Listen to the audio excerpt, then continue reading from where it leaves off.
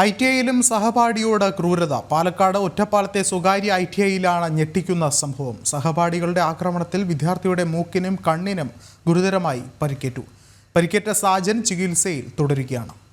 കൂടുതൽ വിവരങ്ങളുമായി അരുൺ ആലത്തൂർ ചേരുന്നുണ്ട്. അരുൺ, എപ്പോഴാണ് സംഭവം? സംഭവം വാക്ക് തർക്കത്തെ തുടർന്ന് സംഘർഷം ഉണ്ടായതെന്നാണ് വിവരം. ക്ലാസ് മുറിയിലെത്തിയ കിഷോർ ബെഞ്ചിലിരിക്കുകയായിരുന്നു. സാജനോട് തർക്കിക്കുന്നത് CCTV ദൃശ്യങ്ങളിൽ നിന്ന് കാണാൻ സാധിക്കുന്നുണ്ട്. പിന്നീട് കൂട്ടയടിയാവുകയായിരുന്നു. ഇതിനിടെയാണ് വിദ്യാർത്ഥിയുടെ മൂക്കിന്റെ പാലത്തിലേക്ക് സഹപാഠി ആഞ്ഞ് ഇടിക്കുന്നത്.